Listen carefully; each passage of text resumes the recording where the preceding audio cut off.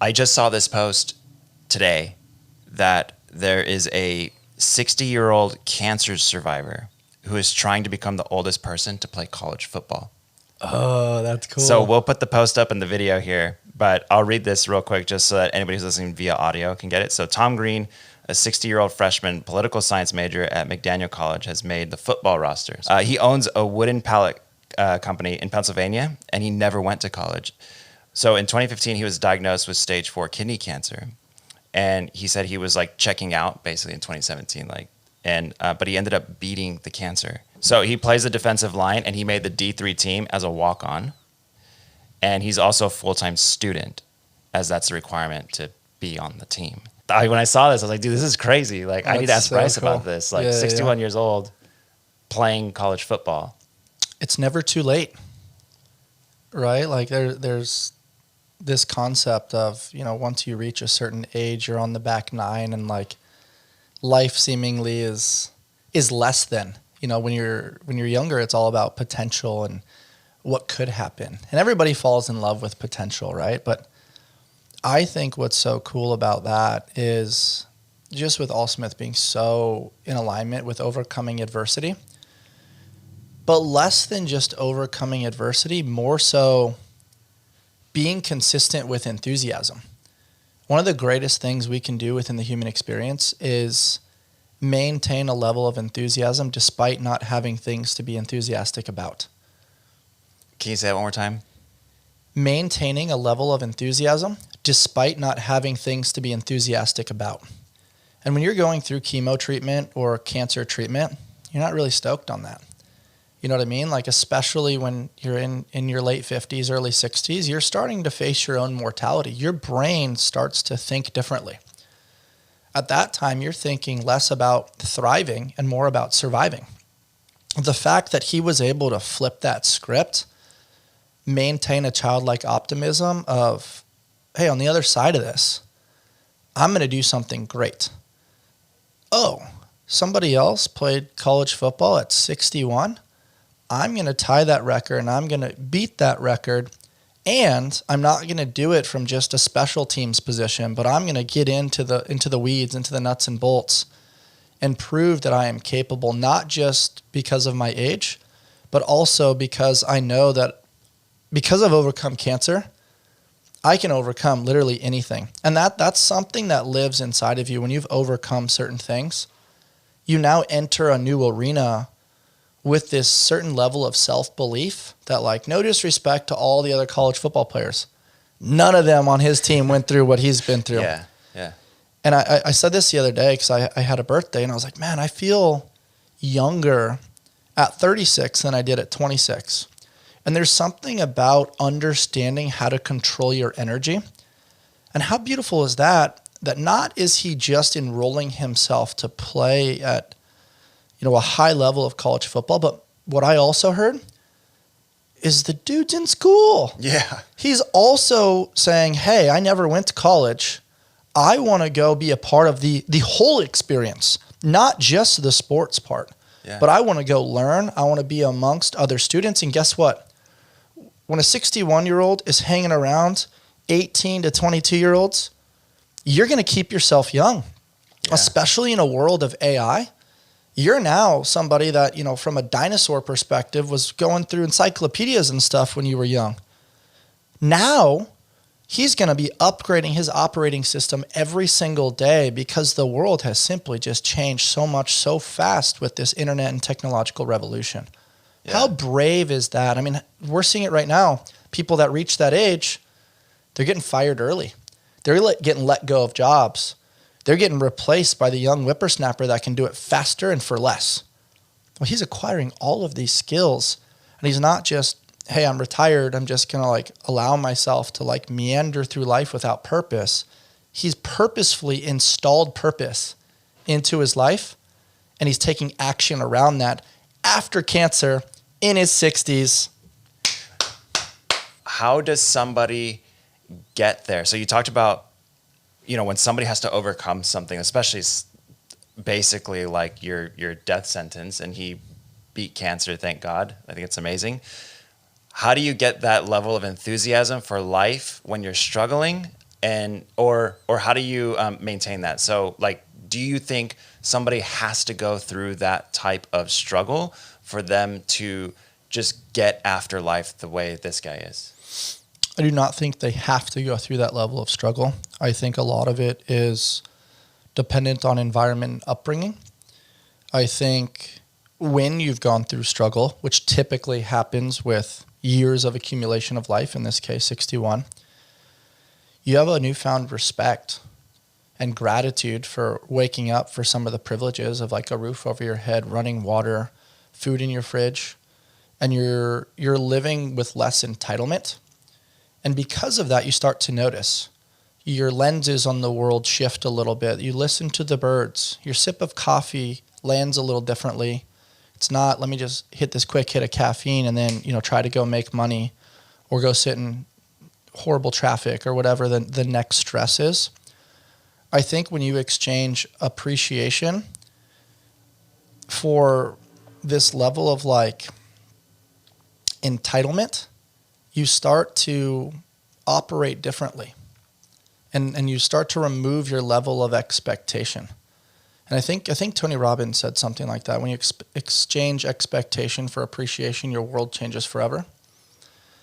And I think when you're sitting there going through cancer, and at least what I observed with my parents going through it, it's less about, I need to make it through, we're going to get to the other side of this, and more about like moment to moment. Wow. Okay. You are where your feet are, Yeah. because you're just trying to make it to your next meal. You're trying to make it to your next finger prick or whatever test they're coming to do next. It's not about trying to get to said destination. It's about, you're here now. Let's make this moment the best. Okay, now let's make this moment the best.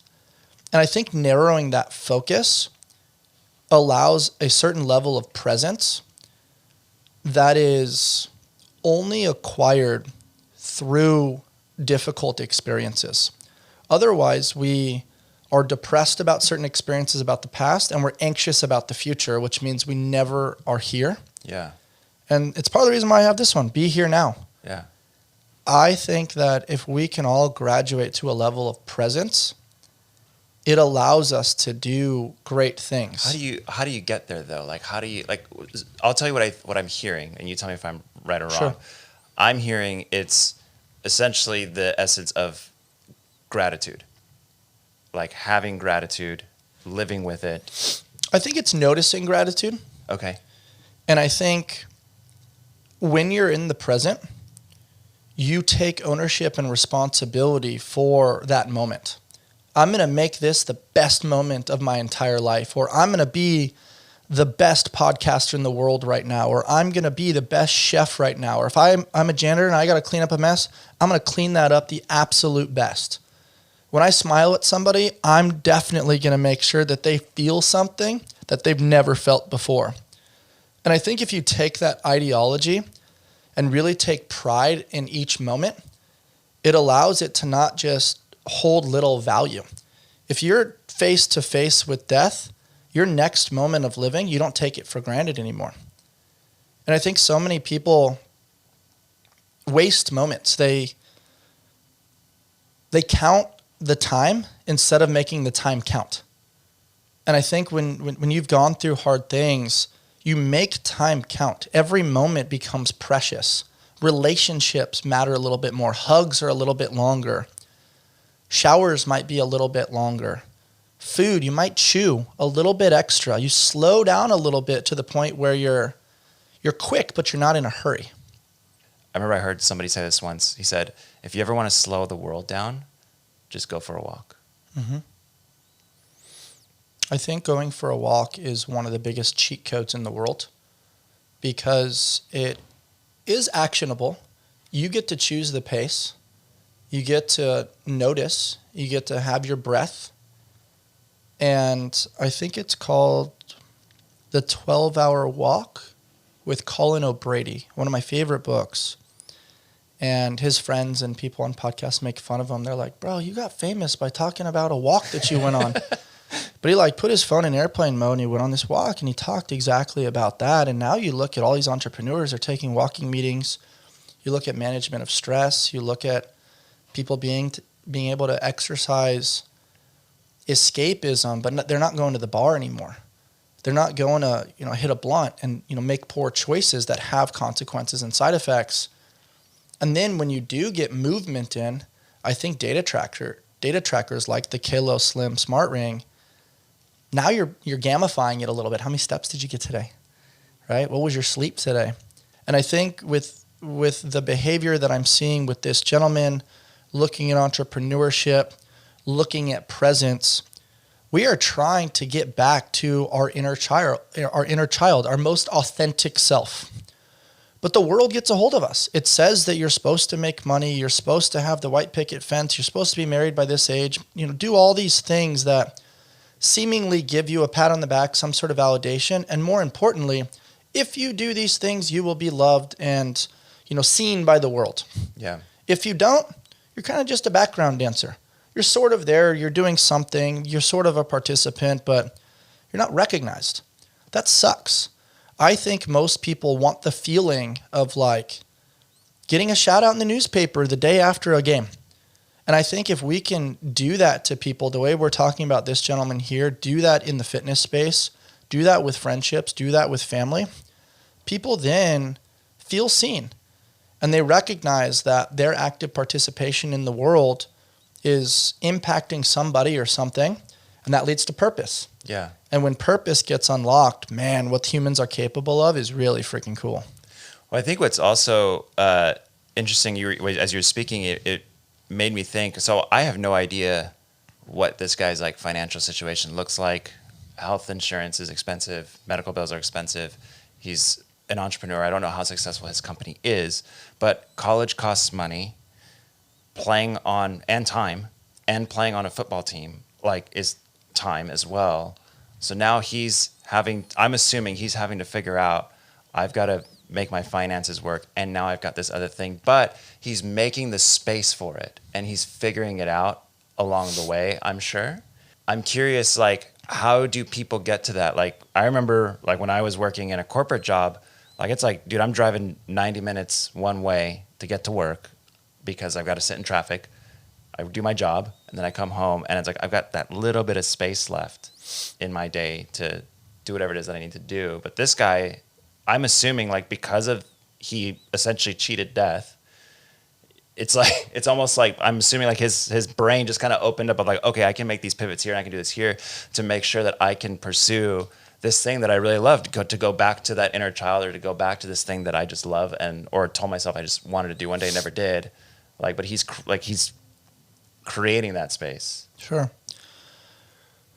The question that comes to mind is, what's the alternative? You mentioned he cheated death.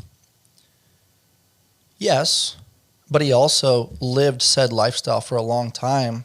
He kind of tasted that flavor. That box was kind of checked. Maybe this was something that he always wanted to do, that he's you know what? I'm going to practice, as Mark Manson would say, the subtle art of not giving a fuck. Great book, by the way. And I'm going to go after something that is really scary. And it could be really cool. But without risk, there's no reward. And the honor and the courage to have that level of risk has now led to what? It sounds like he hasn't even played a game yet. But look, we're talking about him. Yeah. He's in articles. Yeah. Who else is he potentially inspiring? Well, he decided to take the first few steps. He's deciding to be enrolled in the process. He's deciding. He's making time. These are actionable words that are not soft language around, he's kind of making time. He's sort of decided. He's 1 foot in, but he's also 1 foot with his business. Sure, he might carve out specific time frames for business, for school, for doctor's visits, and for football. But I think it's full commitment to a process, to a life that's different than what he was doing before. And I think the only thing that really gets people to change is pain. Injury, financial distress, in this case, sickness. Living a life that just doesn't light your heart on fire. A relationship, usually, a lot of people stay in poor relationships, but then one person cheats or something's happening over here. It's usually that big level of disruption, that deep pain, that then people go, okay, that's it. That's the straw that broke the camel's back. It's time for a change. And nothing changes if nothing changes. And so maybe he had this perceived awesome life, but then had that disruptive experience with cancer. He's like, I've always wondered about this. This is what I ruminate about when I'm on my rocking chair. When I'm sitting all by myself, this is something that I've always wondered, and it's not too late. If you don't ask, the answer is always no. So screw it. I'm taking the leap, and I'm going to see what happens. And as a byproduct, I'm going to have a really cool freaking story. And so we got to give him a shout out. What's his name? Yeah, Tom Green. Tom Green. Yeah. You just got a huge fan over here, and thank you so much for having the courage to embark on this really special journey of being a college football player at 61, walk on, having a business, and then also being committed to the school component too. That's very difficult. Shout out to Tom Green. And I don't really know how to close this one out, but Have the courage to take the leap. If you've got this thing that you're thinking about inside, responsibly figure out how to get it done. Not everybody can just like drop everything and jump into it. right. But if that's the goal, if you're working, a job that you hate, or you're in a relationship that you don't like, pursue change. Pursue wonder. You used the word wonder earlier. Yeah. Like, he always wondered, maybe he always wondered about what could have been or what that would look like. When we would go camping when we were young, my parents used to say, go wonder and wander. And within the wondering and wandering, kind of related to walking, you dream until it's your reality. And we soften our dreams as we become adults in the pursuit of capitalism, in the pursuit of finances, which is typically one of the biggest stresses for most people. And that doesn't have to be everything. You could be financially rich and emotionally poor. And also, other elements of poor as well. And I think people are really starting to feel that now. And I think being able to have the courage to do the thing, so special. Take the trip, book it. The things that get scheduled are the things that get done.